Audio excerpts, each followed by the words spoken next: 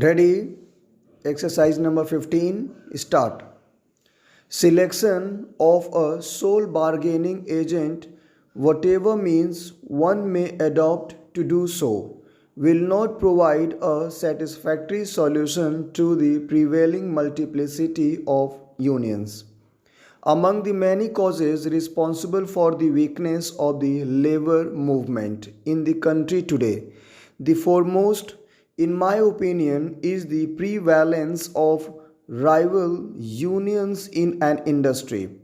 Very often, the reason of their existence is not that the unions differ significantly regarding the basis of the solution of the economic problems, but it is the injunction of political ideologies in the trade union movement invariably to the determinant of the real and genuine economic interests of the working class that is responsible for the tendy growth of the movement.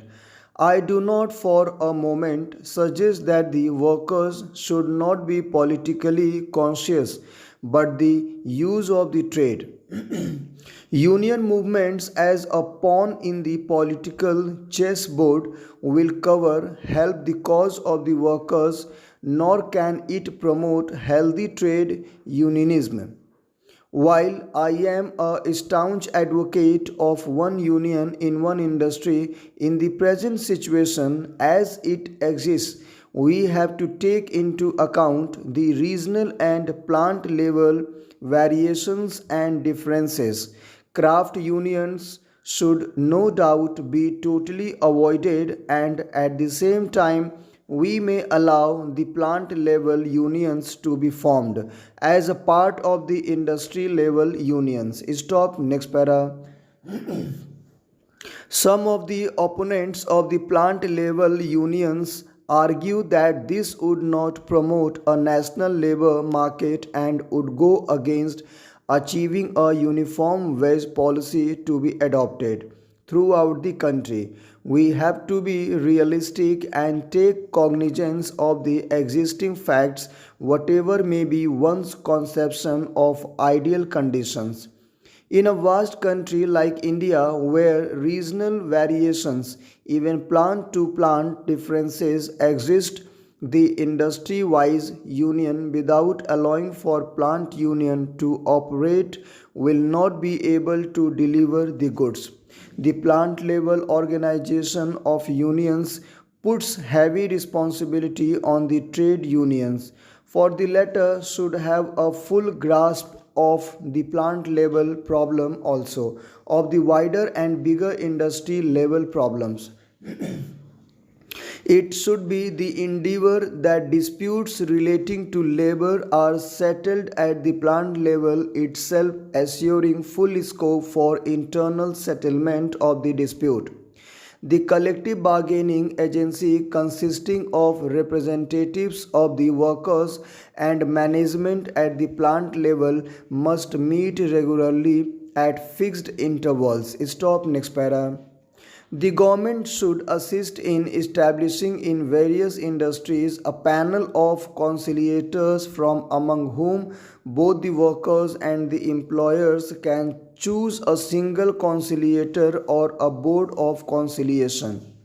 They should be entrusted with the task of bringing about greater area of agreement and explore the possibilities of solving the differences between the contending parties. On matters where facts are disputed, the government at their discretion may appoint courts of inquiry which are merely of a fact finding nature. Stop. Next para.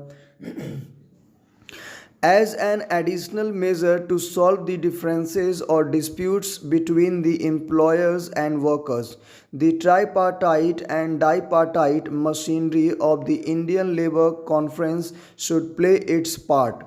Instead of merely being ad hoc bodies as they are now, meeting once or twice a year, there should be a permanent machinery at the state as well as all India level.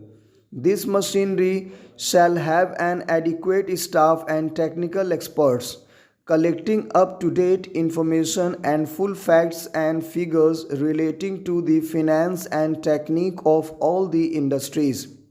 Further, this machinery should have under its aegis different panels for each of the key and basic industries consisting of representatives of employers, workers and technical experts.